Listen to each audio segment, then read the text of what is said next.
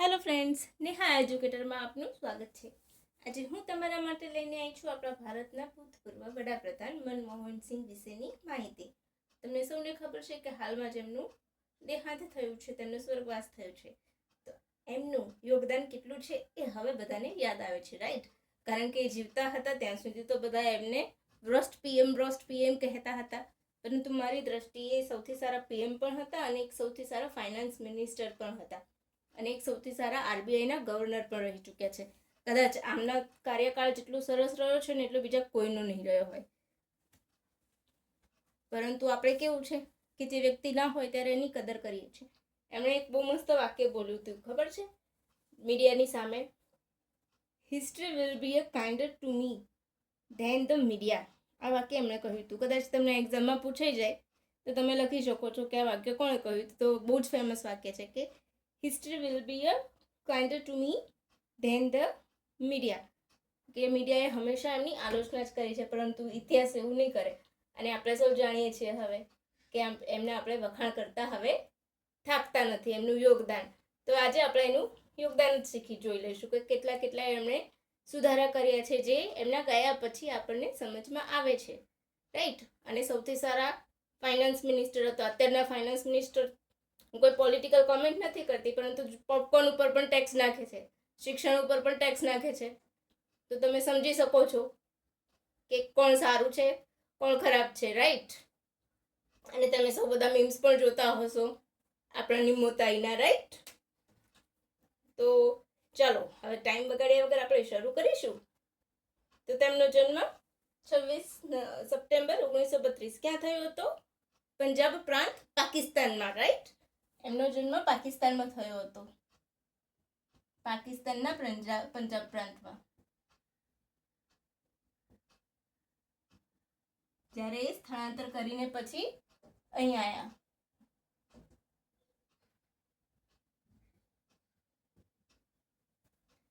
મૌનમાં છે ને એક બહુ મોટી તાકાત હોય છે. તાજેતરમાં જેમનું મૃત્યુ થયું છે એટલે આપણે એમના વિશે શીખી રહ્યા છીએ, રાઈટ? તો ચલો સૌથી પહેલા કરીશું, સ્ટાર્ટ કરી દઈશું હવે. તો એમણે કેટલી સેવાઓ આપી છે? તો 71-72 દરમિયાન. આની હું પીડીએફ નહીં આપું, એટલે તમે સાથે સાથે લખી લેજો, કારણ તો અથવા તો બીજી વાર લેક્ચર જોઈને લખતા રહેજો. ઇટ્સ અ બહુ સ્વીટ, શોર્ટ એન્ડ સ્વીટ છે, રાઈટ? ચીફ ઇકોનોમિક એડવાઇઝર તરીકે.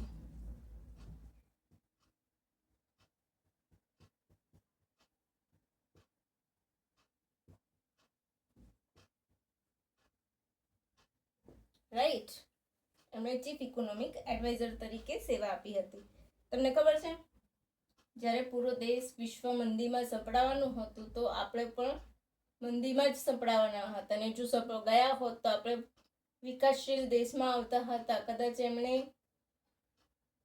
ફાઇનાન્સ મિનિસ્ટર ના હોત તો આપણે મંદીમાં સંપડાઈ ગયા હોત ને, તો હજુ પણ ઊભા ના થયા હતા. એમણે જે ડિસિઝન લીધા છે એનું જ આપણે અત્યારે ફળ ભોગવી રહ્યા છે. 1982 થી 85 આરબીઆઈ ગવર્નર. અચ્છા, એમના સમયમાં ચક્રવર્તી સમિતિ બની હતી, યાદ રાખી લેજો, મોનિટરી પોલિસી માટે, રાઈટ? ચક્રવર્તી સમિતિ કદાચ પૂછાઈ જાય ડીપમાં.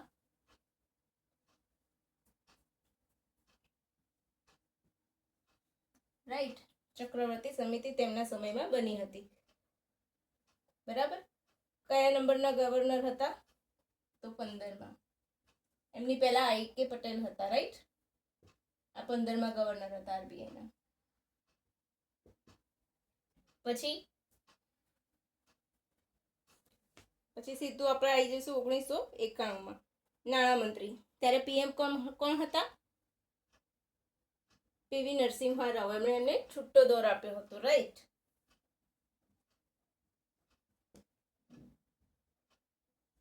Finance minister. શું કર્યું હતું? તો એલપીજી, રાઈટ? એલપીજી મોડેલ લાગુ કર્યું. એલપીજી નું તો તમને ખબર જ છે ફૂલ ફોર્મ, તો એ હું અહીંયા રિપીટ નહીં કરું, રાઈટ? એમનું વ્યક્તિત્વ બહુ જ મેધાવી હતું, રાઈટ. અચ્છા, એમને પદ્મ વિભૂષણ ક્યારે મળેલો છે? પછી હા, એમના ચલો હવે હું આ એવોર્ડ્સ વિશે પહેલાં હું તમને આ ઇરેઝ કરીને એમના કોન્ટ્રીબ્યુશન લખાઈ દઉં છું, રાઈટ. આ બે વસ્તુ થઈ ગઈ નાણામંત્રી. હવે હું ઇરેઝ કરું છું એમનું યોગદાન. LPG model, right. લાયસન્સ રાજ ખતમ કર્યું.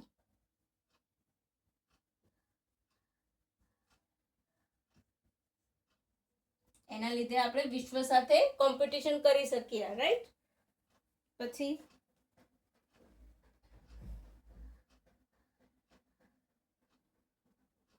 મનરેગા,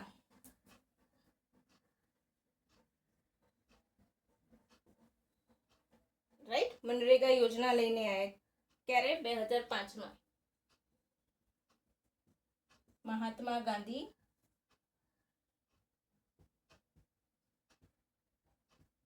બોલો, આનું ફૂલ ફોર્મ તો ખબર જ હશે તમને સૌને.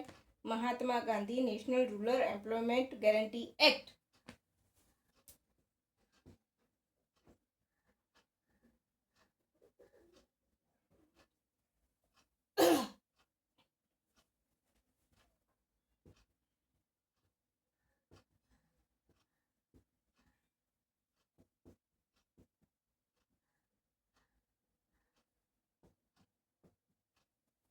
બરાબર, મનરેગા.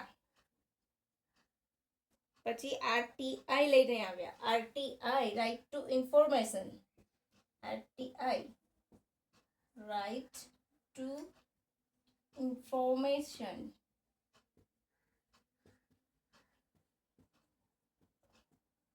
કહે છે ને, જે બોલે ને એ કામ વધારે કરે. આ જ છે આરટીઆઈ. આરટીઈ એક જગ્યાએ શિક્ષણની બુક નોટબુક ઉપર 18% જીએસટી લગાવે છે. એક છે તો રાઈટ ટુ એજ્યુકેશન લઈને આવે છે. This is the different between, right. પછી યુએસ સાથે ન્યુક્લિયર ડીલ કરી હતી.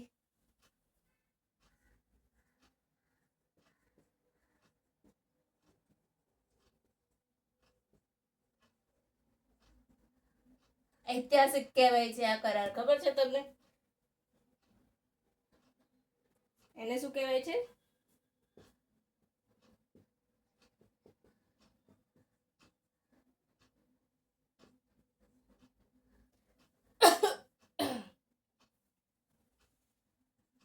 Civil nuclear deal. એ પણ 2006માં.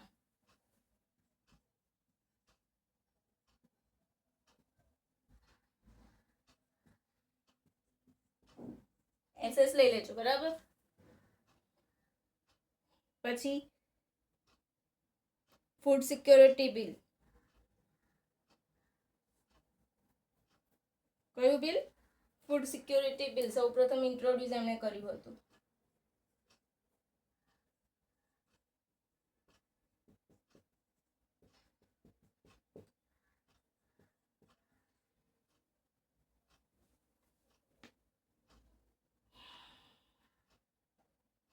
એક મેઇન ઇમ્પોર્ટન્ટ પોઈન્ટ તો હું બોલી જ નહીં તમારા માટે, રાઈટ.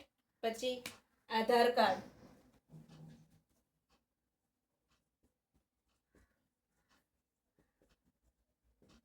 બે 2009. ભૂમિ અધિગ્રહણ.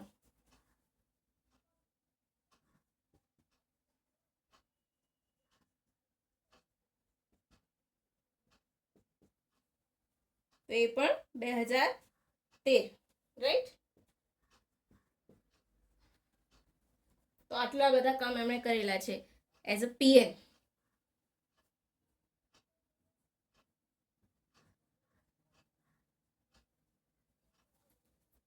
એમનો 2 વખતનો કાર્યકાળ રહ્યો છે, રાઈટ. પીએમ તરીકે 2 વખતનો પીએમ તરીકે કાર્યકાળ રહ્યો છે.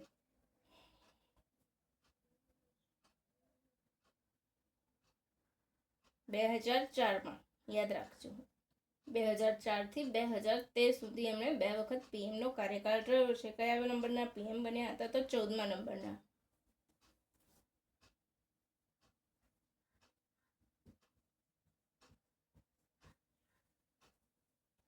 બરાબર.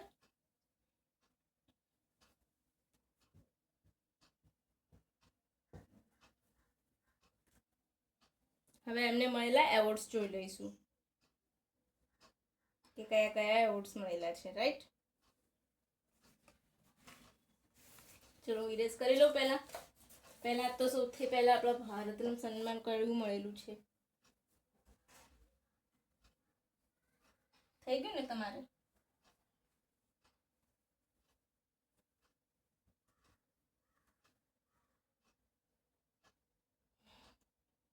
ઓગણીસો 87 પદ્મ વિભૂષણ. રાઈટ.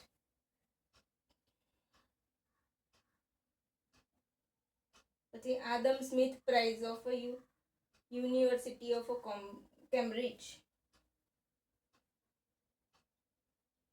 એડમ સ્મિથ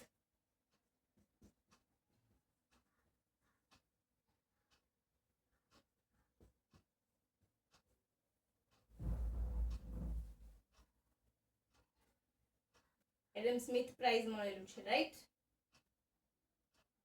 પછી આ મને સોલ્વમાં ડાઉટ છે, પણ હું તમને ફરીથી ચેક કરીને 1956માં જ આવે છે, 1956માં તો પણ હું એક વખત ચેક કરી લઈશ. રાઈટ. પછી એમને બીજો પણ એક મસ્ત મજાનું યુરો મની દ્વારા સન્માન મળેલું છે, finance minister of the year.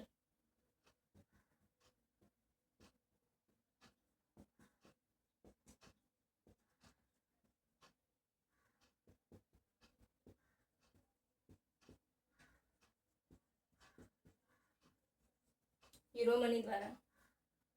ક્યારે? 1993માં. ક્લિયર. બરાક ઓબામાએ પણ એમના વિશેમાં લખેલું છે, તમને ખબર છે? પછી બ્રિક્સની સ્થાપના આ વખતે પણ એમણે પીએમ હતા. બ્રિક્સ એમના કાર્યકાળ દરમિયાન બન્યું છે. યાદ છે ને? બ્રિક્સ એટલે બ્રાઝિલ, ચાઇના, રશિયા, ઇન્ડિયા ને સાઉથ આફ્રિકા. રાઈટ. બ્રિક્સ એ સાલ ખોટી લખે છે, 2010 આવશે. રાઈટ. તો કેવી લાગી માહિતી? મસ્ત મજાની છે ને માહિતી? એક જ લેક્ચરમાં બધી જ માહિતી કે એમણે કેટલું યોગદાન કરેલું છે, કયા વર્ષમાં કર્યું છે, એમને કયા એવોર્ડ મળ્યા છે. બરાક ઓબામા પણ એમના ફેન હતા.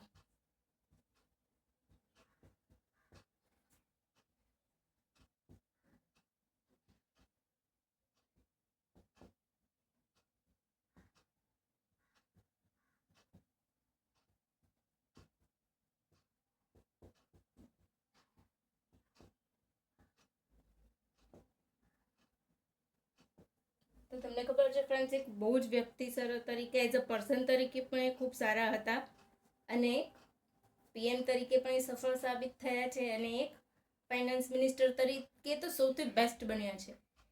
જ્યારે વિશ્વ આખું મંદીમાં સપડાતું હતું ત્યારે ભારતને એમણે બહાર રાખ્યું હતું. એમાંથી એ કંઈક જેવું તેવું યોગદાન ના કહેવાય. અને તેમની વખતે પીએમ કોણ હતા? તો પીવી નરસિંહા રાવ. રાઈટ. તો તમે આટલું યાદ રાખી લેજો કે આટલા એવોર્ડ્સ એમને મળેલા છે ને આટલા યોગદાન કરેલું છે. જો આવનારી જીપીએસસીની પરીક્ષા આવશે ને તો એમાં 100% એક પ્રશ્ન પૂછશે જ તમને આમાંથી કે નીચેની વસ્તુઓ વિશે નીચેના બિલ વિશે વિચાર કરો.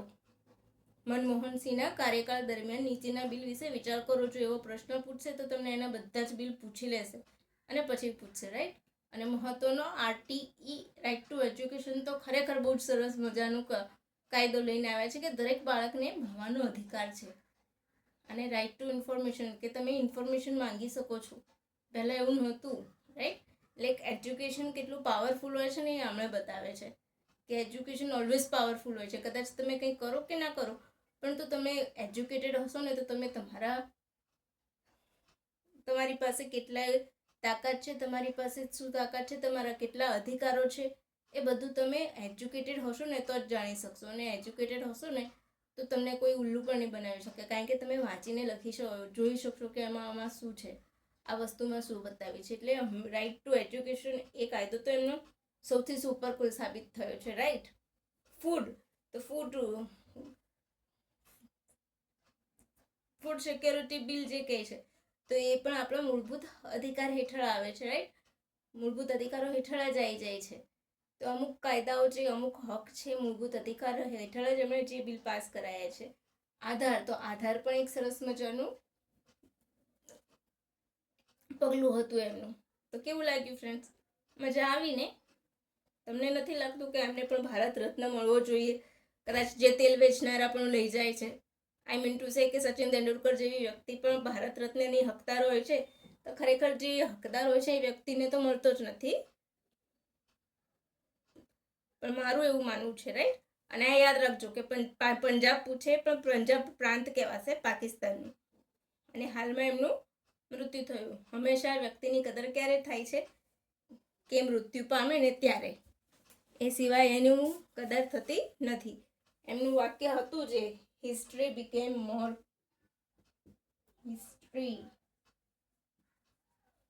will be more kinder to me than media. એમનું વાક્ય હતું જે અત્યારે ખરેખર સાચું પડી રહ્યું છે ને ફ્રેન્ડ. કેવું લાગ્યું ફ્રેન્ડ્સ? સારું લાગ્યું ને? સારું લાગ્યું તો પ્લીઝ લાઈક, શેર અને સબસ્ક્રાઈબનું બટન જરૂરથી દબાવજો. ને હા, thank you for watching my video. By friends.